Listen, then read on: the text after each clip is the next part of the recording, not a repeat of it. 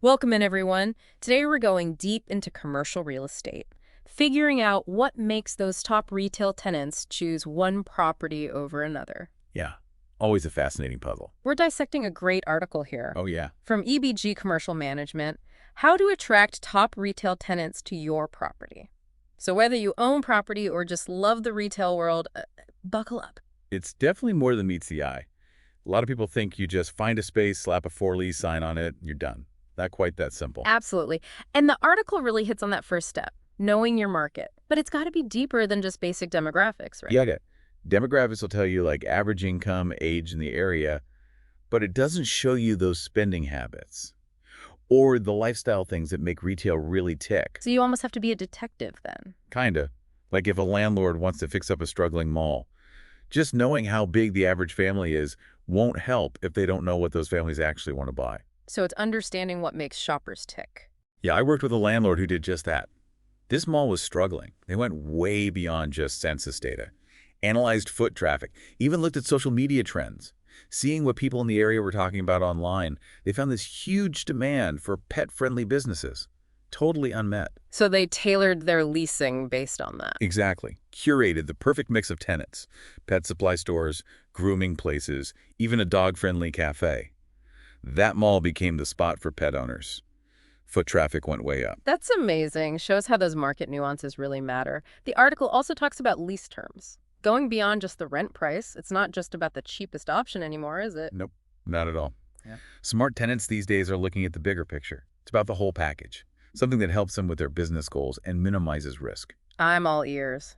What are some of those creative lease terms that are pulling in those sought-after tenants? I've even heard of landlords trying out revenue sharing instead of fixed rents. We're seeing more of that, especially for businesses with, revenue that goes up and down, like pop-up shops or seasonal things. So the landlord shares in the success, more of a partnership. Makes sense. But you'd have to be careful how you structure it, right? Make sure everyone's protected. Oh, absolutely. Lots of transparency needed there. Hmm. But it shows how lease terms are changing. It's not just about a simple dollar amount anymore. Beyond the numbers, then, the article also talks about property appeal, creating a tenant-friendly environment. It goes deeper than just the physical space, doesn't it? For sure. Put yourself in the tenant's shoes. They don't want just square footage. They want a space that reflects their brand, makes their customers happy, a place where their employees actually want to come to work. It's like choosing a home almost. You want somewhere that feels good. Exactly. So landlords who invest in keeping the property nice, inviting common areas, amenities like bike storage, or comfortable outdoor spaces, that shows they care about their tenants. I bet things like parking and security are super important too, for most retailers, I mean. Oh, absolutely. Basics. No retailer wants customers struggling to park or feeling unsafe. But the smart landlords are going beyond that, thinking about the vibe. Like, imagine a property with a beautiful courtyard. They host community events there. Or a rooftop terrace with comfy seating and Wi-Fi. Those extras make a property stand out. And I bet those things attract not just tenants, but customers too. Makes the whole place more lively. Exactly. It's about creating a win-win for everyone. Now, we can't ignore the elephant in the room, technology. The article talks about how important a good digital presence is for attracting those tenants. Location, location, location is kind of outdated now. It's more like digital, digital, digital. If your property's not online in a good way, you're invisible. What does a good digital footprint even look like for a property owner then? Starts with a good website. Think professional photos, 3D virtual tours, detailed floor plans. Then there's social media. Got to show off the personality of the property. Engage with potential tenants. Build a community around the brand. Like online dating, but for businesses. You got to have that great profile. Exactly. And then you have property management software. Streamlines everything, from managing leases to communicating with tenants. So speaking of making things your own, the article says customization is key. And it's not just paint colors anymore. How far does it go these days? Tenants want spaces that are unique to them, match their brand and how they work. Imagine a coffee shop moving into a space that used to be a bank. The whole layout, the lighting, even the plumbing might need to change completely. So it's like giving tenants a blank canvas then, and the freedom to create their dream space. That's it. And landlords who are willing to work with tenants to make that happen, they're going to be much more attractive in the long run. The article also talks about offering incentives to get those top tenants, but also keeping your standards high. How do you find that balance? Attracting those A-list businesses without, giving away too much. It's about making a deal where everyone wins. For example, a new business might get a rent break for the first few months, helps them get started.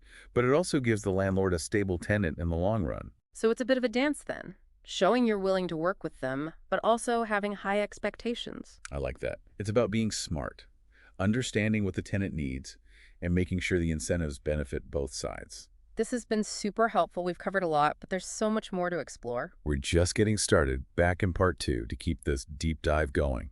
Back again. Still diving deep into how to attract those top retail tenants. Picking up right where we left off, those key things that make a property stand out from the crowd. And still digging into this great article from EBG Commercial Management. It's got some seriously good stuff in here. Before the break, we were talking about all that customization landlords are offering now, but let's zoom out a bit. What are some of the big trends shaping the future of retail real estate? The big one is how online and offline are blending together. Customers want it all to be seamless. Doesn't matter if they're shopping online or in an actual store. It's that whole omni-channel thing, right? Everyone's talking about it. Yep, that's it. Landlords are adapting by creating spaces that work for both. So you see dedicated pickup areas for online orders, showrooms where people can try things out before they buy online, and spaces that are flexible, can easily change for pop-up shops or events. So it's like the store is becoming part of the online brand, a way to connect with the company in person. You nailed it. And this trend is pushing for more experiential retail spaces, places that are more than just buying stuff. Think interactive displays, personalized services, community events, even mixing in entertainment or dining. It's about making the place a destination where people want to spend time, not just run in and out. Exactly. And this shift towards experiences is changing the kind of tenants landlords are looking for. They want businesses that are innovative, focused on the customer, and can bring in foot traffic. So it's not just filling the space, it's finding tenants that fit the overall vision for the property.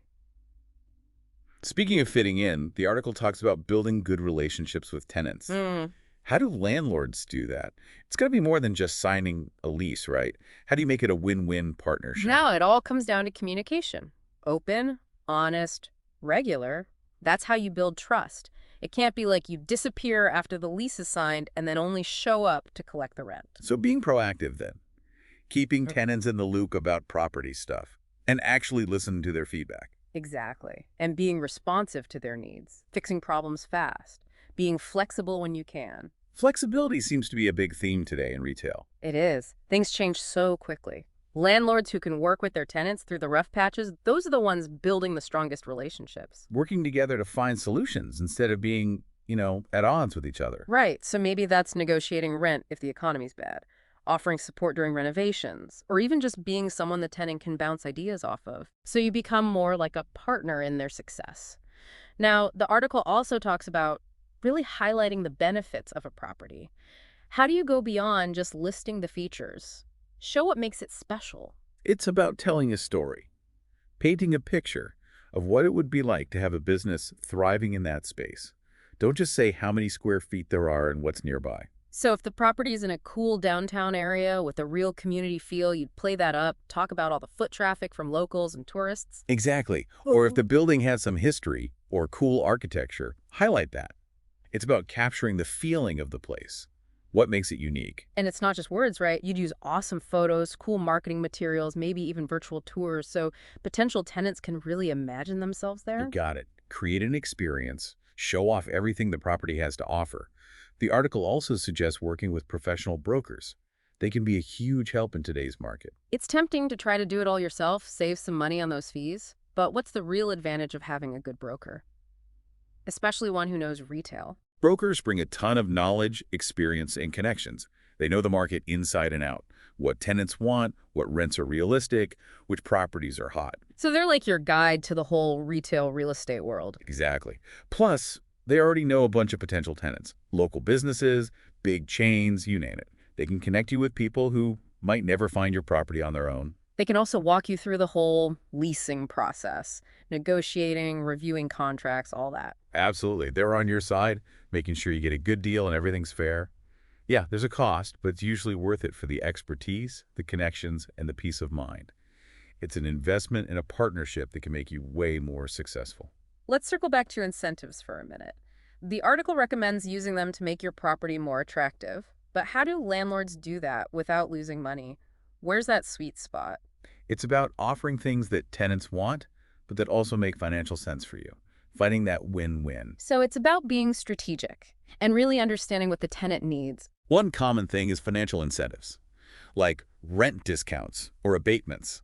That can be really attractive to new businesses, or ones that are investing a lot in renovations. You can structure it in different ways. Free rent for a while, gradually increasing rent. A lump sum towards improvements. Finding a structure that works for both sides. Another good one is marketing support. Maybe you do some joint advertising. Promote the tenant on your website and social media. Give them good signage on the property. Help them get the word out and attract customers. And things like prime locations within the property, reserved parking, access to shared resources, those can be a big deal. Those perks can be really valuable without costing you a ton. But the key is to be upfront about it. Spell out the terms of any incentives. Who's eligible? How long it lasts? Any costs involved? Set those expectations early on. Sounds like offering incentives the right way is a mix of creativity and planning. You need the good ideas and the strategy to make it work. Now, the article wraps up by saying it's important to keep those standards high. Might seem obvious, but it's crucial. What are some things landlords can do to make sure their property is always top-notch? A good experience for tenants and customers. It's all about those little things. Paying attention to the details. Starts with being proactive about maintenance. Fix problems quickly, keep everything clean and well lit, make sure all the systems and amenities are working. Create a space that's safe, comfortable, and inviting for everyone. And have clear policies and procedures for things like collecting rent, lease renewals, handling requests. It shows you're organized and professional. Gives tenants confidence. And it's important to be open to tenant feedback, good or bad. Let them know they can talk to you, share their concerns and ideas. They can give you valuable insights. It's a two-way street. Show tenants that you value their opinion. Just as important, you got to review and update those policies. Make sure they still make sense. Retail changes all the time, so you got to adapt. So keeping your standards high is a constant thing, not just a one-time fix. You got it. It's about always trying to improve. Keep up with what the market and your tenants need. In the end, it's about making sure everyone wins. Tenants are going to stay in a place that's well-maintained, with clear rules, and a landlord who listens. Exactly.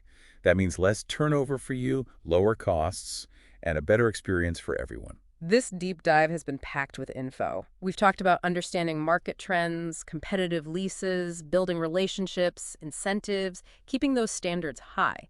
Attracting and keeping those top-tier retail tenants takes a lot of work and a dedication to doing things right. It's a challenging field, that's for sure. And it's always changing. You got to be flexible, come up with new ideas, and always put the customer first. But the payoff is big, financially, and also in terms of creating a community that's alive and thriving. Well said. We've reached the end of part 2 of our deep dive. Join us for part 3 as we wrap things up and share some final thoughts from EBG Commercial Management's article.